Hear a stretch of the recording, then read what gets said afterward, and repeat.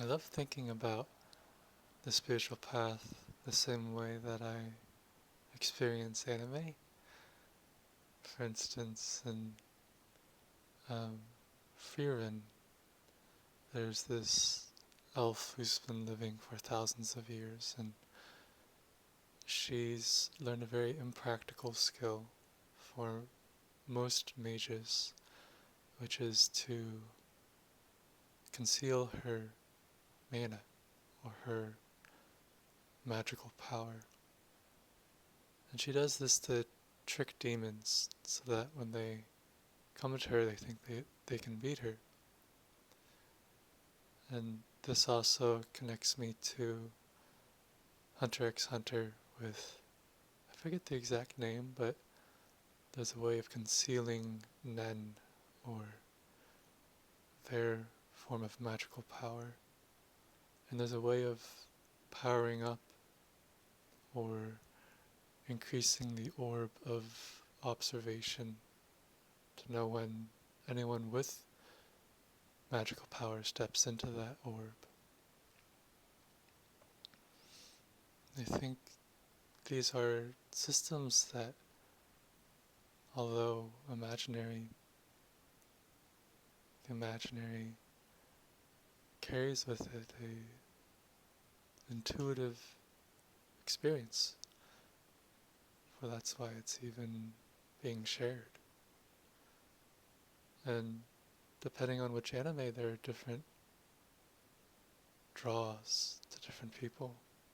For instance, Solo Leveling is one of the biggest animes right now that talks about this world where people wake up to superpowers that don't change in strength. But one character, the main character who's the weakest in the beginning, then discovers that he has the ability to level up. And he does this for the sake of leveling up. Even when other guild masters approach him, when he gets stronger, he still decides to be on his own and do what it is that he wants to do, not swayed by these less motivating things to him. And people apply these different ways of being to many personal aspects of their lives. And for me, the spiritual practice of working with magical power is fascinating.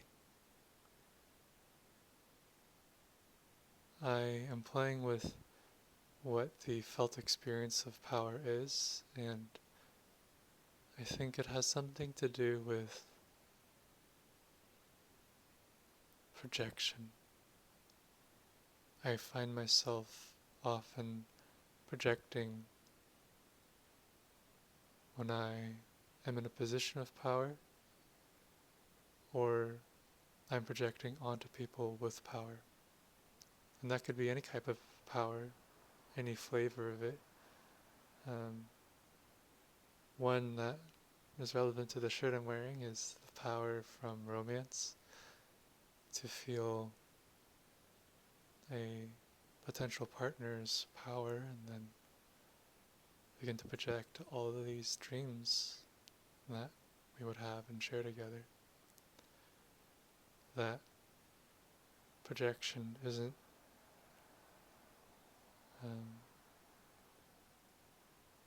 real,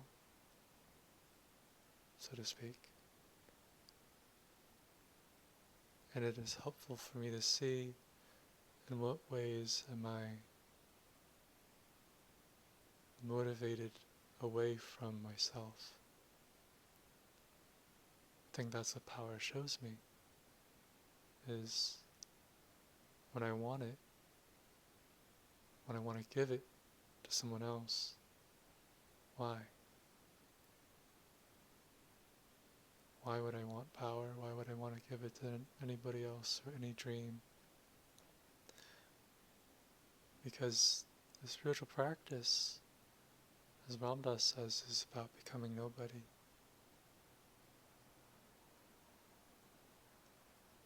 But the other side to this is to power up, to be of service to others. The Bodhisattva vow is to keep coming back to all requests of awakening and liberation, and realize that there's nothing to come back to. No being, no world, no personality, and also to commit to doing that, to devote to that. In that way, a bodhisattva works with power of matter, of mantra, of meditation, of movement, of all of the forms of power. And in doing so, serves others. Empowerment, encouragement, protection, clarity and love, wisdom.